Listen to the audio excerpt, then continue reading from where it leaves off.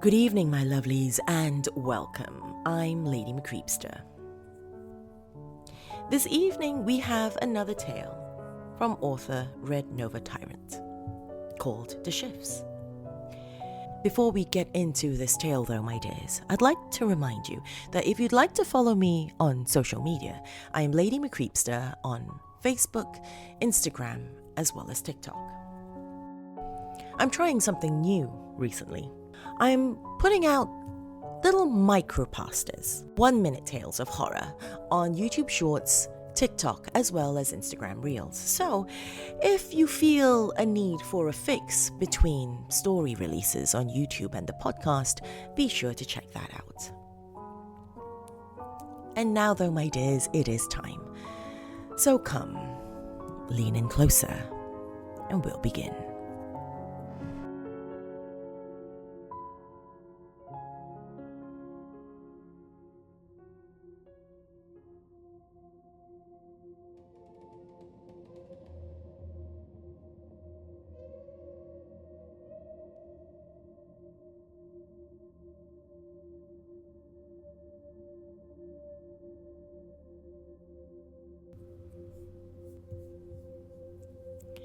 If there's anyone out there reading this, please help me.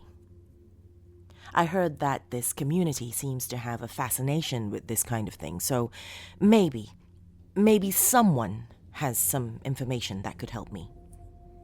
Maybe they've experienced the same problem I have. I've contacted other sites and people about my situation. Thanks in advance for any help you can offer me. I should probably set the stage here. I work in a mirror factory as an inspector. Most of the work in making a mirror is already automated, but it's always up to a human eye to determine whether or not a mirror's reflection is up to standards. Hence my position, checking for any bubbles or cracks or such when a pane is completed.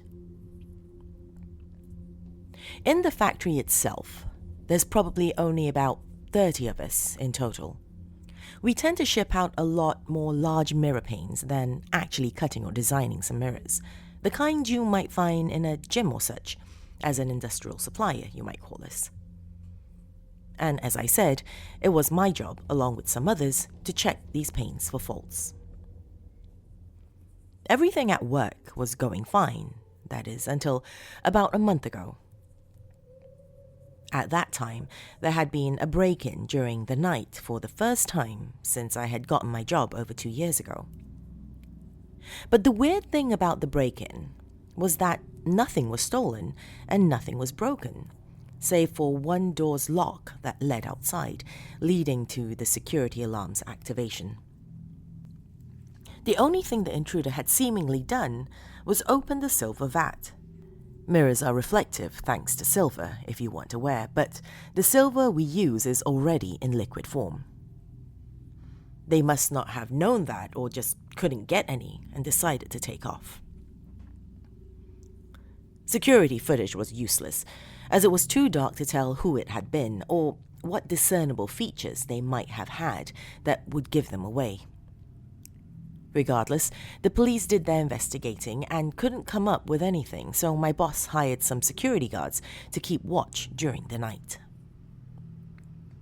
Work continued as normal by day, but then, the very next night, there was another break-in. One of the guards was hospitalized, and though I never got to see him myself, word spread that his arm had been snapped in 3 places. The image was not pleasing to think about. This time, once again, nothing had been touched, but now not even the silver vat had been opened. And just as before, there were no clues as to who had done it. Some of the workers became a little concerned, but my boss calmed them down and assured them that there was nothing to worry about, as it only happened during the night. Everyone just returned to their work, myself included, a bit skeptical of the safety of the factory. After the second incident, though, I began to notice something strange while doing my inspections. The mirror just didn't seem to be properly reflecting what was happening. One time, my friend Greg passed behind me while I was working and called my name. I turned to wave to him, but upon looking back, I thought my reflection waved a little longer, and it seemed to be waving at me. I shrugged it off as just a trick of the eye. It was also summertime, and I was working in a factory after all, so the possibility of heat stroke had crossed my mind. Another time, I was walking along the length of a pane when my reflection, it almost seemed to stop for a moment, like it was inspecting a part of the mirror. I blinked and shook my head, and when I opened my eyes, my reflection was looking right back at me, plain as day. The tricks became more common, and soon I would find myself staring into a mirror for minutes, and minutes turned into hours, trying to catch the other me acting out before someone would come over and pull me from the trance. Usually it was my boss. I'd apologize and get back to work, having to stay later into the evening to make up for my lack of inspections throughout the day. Though when he could, Greg would stay with me and help check some of the panes. One evening, while Greg was helping me out, I thought I had seen my reflection knock the glass in front of me. Granted, I didn't hear anything, but the sudden movement was enough to startle me. I shouted and, in an act of pure frightened instinct, punched the pane. Needless to say, the whole thing shattered. Greg ran over and helped wrap my bleeding hand and sat me down. He asked me what was going on. "You just stand there staring into the mirrors now. Is there something wrong with your panes? Do they feel weird or something? Should we get someone to look into the machines?" I shook my head. They didn't feel any different than usual. They had the same typical smoothness with little to no smudging, the glass reflective exterior that people purchased from us for. I debated on whether or not I should tell him about my hallucinations, but decided against it out of fear for losing my job. Greg was a good friend, but he'd report my unhealthy mental state in a heartbeat. I told him it was just a lack of sleep, and we cleaned up my mess. I began to lose sleep for real, not just as I had lied to Greg. I lived alone, so there was no one waiting for me to comfort me, to hold me and tell me it was just my imagination. The thoughts of whether or not what I had seen was real kept me up into the early hours of the morning, and any time I closed my eyes, the scene of my reflection knocking on the mirror would wake me. Only now in the dream, there was a dull sound of the fist knocking on the glass. Work became a lot more difficult to get through. The inconsistencies occurred more often, or at least appeared that way to me. Some things happened that I knew were not right, like my reflection being on the opposite end of the pane before coming back after a blink. Or perhaps the time that my reflection actually walked into the length of the mirror to reach me. I passed out after that incident. Other times were just my own fault, and these were arguably more frightening. Sometimes I'd be holding a cup of coffee in the mirror, and I wouldn't be able to feel the cup, so I would stand paralyzed in terror to avoid looking at my own hand to see if the cup was actually there or not. I couldn't even trust myself, let alone my reflection, to tell me what reality was really like anymore. I blamed it more on my increasing insomnia at that point, but the incidents would only feed my obsession.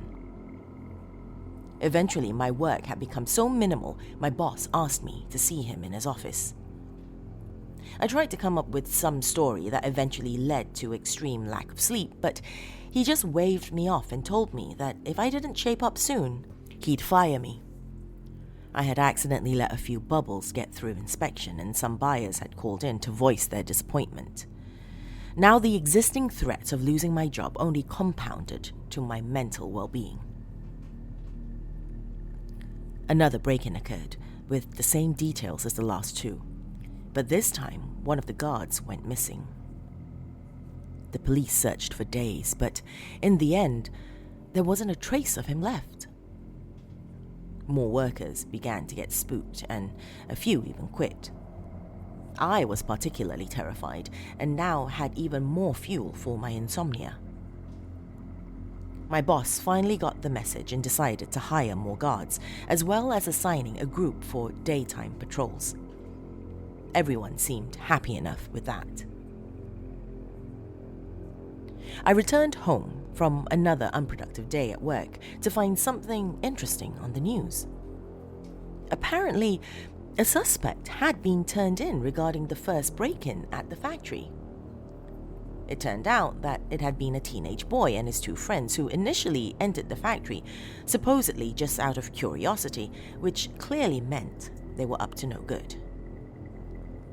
The other two boys had decided against breaking in at the last moment, but the third went through with the plan and snuck inside.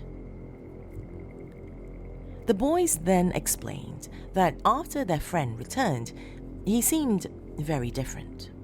His behavior was more exaggerated than how he usually acted. Last night, the boy apparently attacked his friends, and after they had subdued him, they called the police. The third boy was still under interrogation and wouldn't answer a thing. I had no idea what could have possibly caused this boy to change in such a manner so quickly. After all, my behavior changed over the course of a couple of days, not minutes. I shrugged it off and had another sleepless evening. A few days later, just 2 weeks after all of this strangeness started, there was a scream during work hours that pulled me out of my usual trance. It was in my area of the factory, so I rushed over to find the source of the scream. It was another co-worker of mine, Julianne, and she was pointing at something, to which I turned and tried not to scream myself.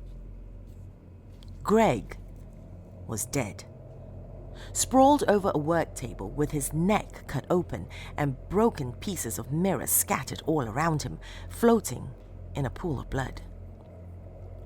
The police returned, probably getting quite used to the place, and began asking questions.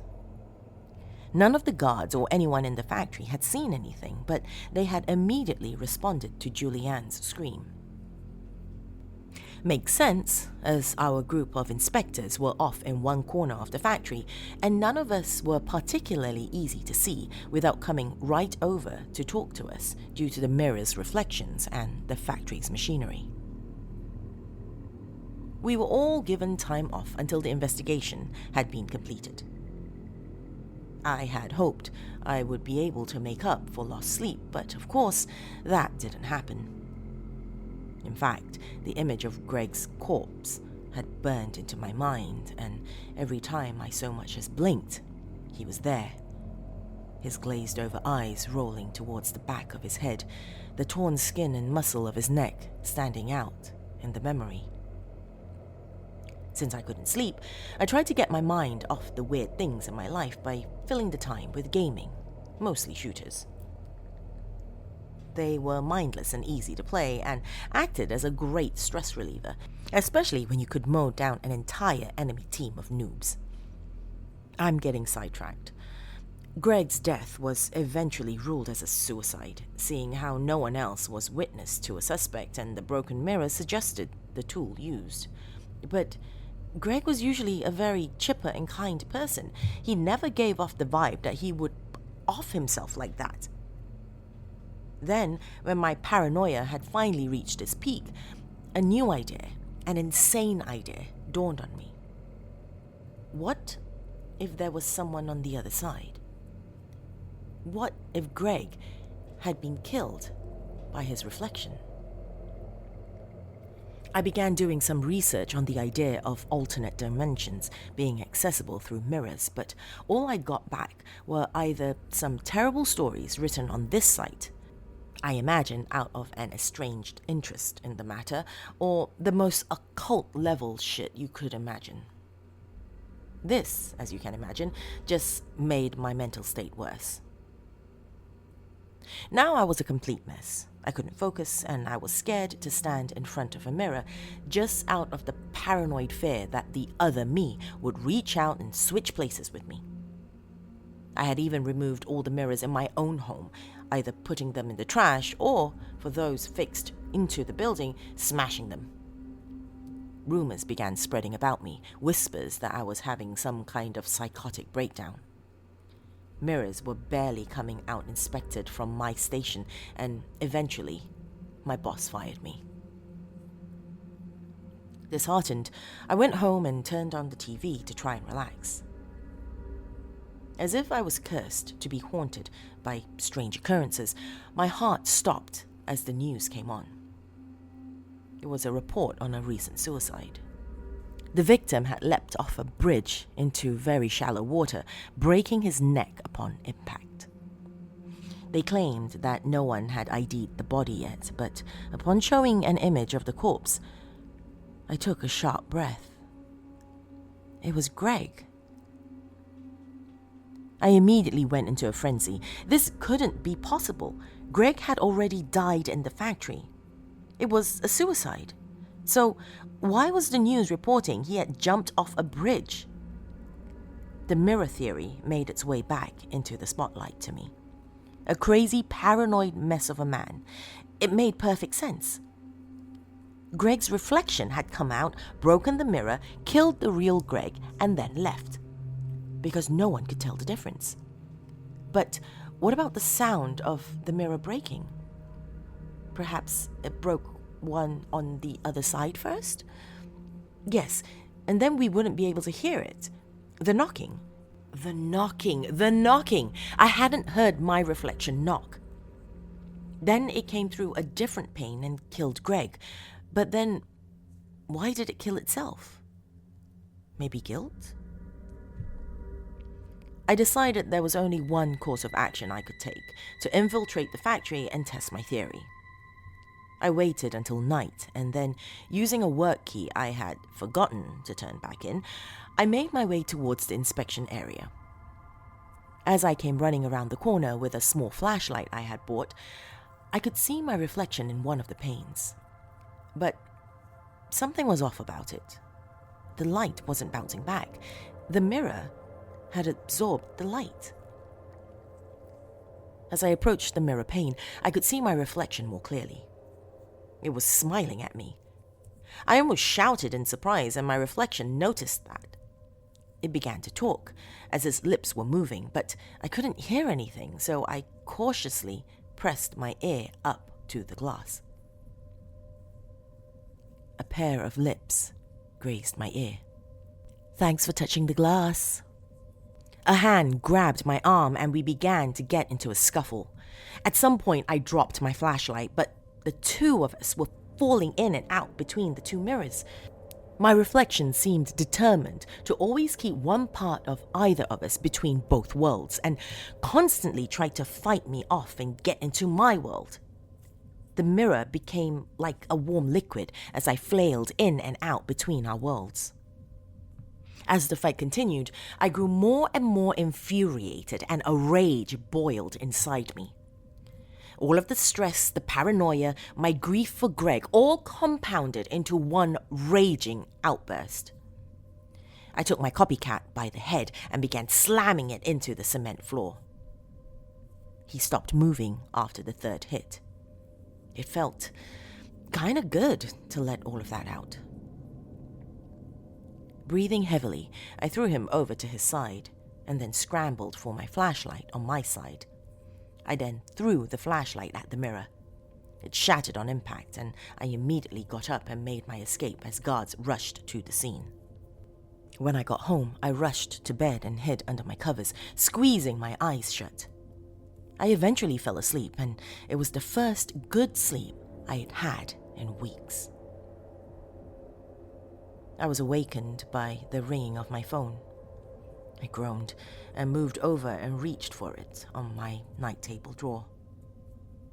"Hello?" I answered groggily. "Hey, Trevor, did you hear about the factory yet?" The deepest chill slithered down my backbone. It was Greg. I couldn't respond, so I simply listened. I guess not. Well, it seems it was broken into during the night, so police are investigating. The place won't be open again for a few days. You want to hang out? I've got some paper stuff to fill out, but when I'm done, I'll come over to your place. How does that sound? It won't be 2, maybe 3. Yeah, better make it 3 hours. Okay, bud? My throat was in a knot, but I managed to swallow. Okay then. See you soon. I hung up and sat in bed holding my head, the realization sinking in. I made a mistake. I had made a terrible, irreversible mistake. And not long after, I realized something else. There was more than just one other side, and they weren't all break-ins. The guards passing the mirrors at night, they didn't know, and their copies came out, and they broke out of the factory. I wandered around my house for a while, trying to come to terms with what was happening. You know how people joke about people breaking into their homes and replacing everything with an exact replica of itself? I got that feeling from everything. It was uncomfortable and upsetting, as if I was trying to pretend that someone else's house was, in fact, my own. I grew furious once again and smashed a vase off the kitchen counter. It shattered, but it didn't feel right. I screamed savagely and grabbed the chair, smashing it around off the walls and floor. The wood splintered, but it didn't feel right. I ran the sinks until they overflowed, the water running across the floor and wetting my feet. It didn't feel right. Ripping open the fridge and scarfing down as much of my favorite food as I can didn't feel right. Eventually, my legs gave out. I slumped to the floor, holding my face and crying, but whether I was laughing or sobbing, I couldn't tell. It just felt good to destroy something. Eventually, once I had calmed down enough to think somewhat rationally, I tried to figure out how I'd get back. That's when I remembered all of you on the internet, turned on my computer, and began writing this post. With that, we've come full circle, and now you know my story. But you see, as I was writing this, reliving these memories of a madman, I began to think, maybe being on your side isn't so bad. After all, they're not really my friends and family, they're all just copies. All of you are nothing but copies. I'm still feeling a little stressed out too. Maybe I'll have some fun on this side, fun that I could never have over there. Maybe that's why the copies were coming through the mirror. They realized the truth too. They realized that through the looking glass, there wasn't a white rabbit or talking caterpillars or a redneck queen. There were 7 billion lives, 7 billion copies, which they could play with however they pleased. So, no need to send me links on how to get back to my world or any of that nonsense. Just consider this a message, a warning. I have to go now. Greg will be over any minute, and this time, he's going to stay dead. Farewell.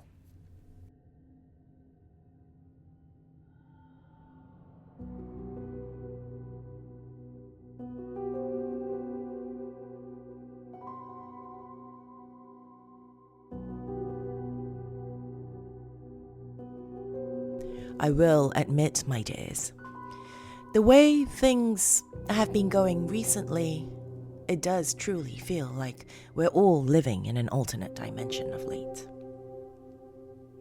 If you enjoyed this tale, my dears, be sure to give this video a thumbs up if you're watching on YouTube, and also leave me a comment below, as that helps others find this channel on YouTube.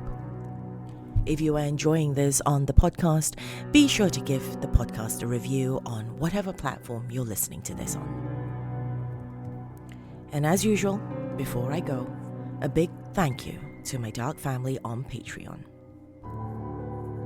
specifically Dawn Fitzwater, Laura Harper 66, Kira Powell, Leslie Robinson, Oliver Dace, L. Andrew Augustus, Stephen Aguilera, Casey Eikenser, Tate the Fruth. And if you too would like to join my family on Patreon, go to patreon.com/LadyMcCreepster for more information. Unfortunately, my lovelies, that is all the time we have this evening. Till next time, sweet dreams.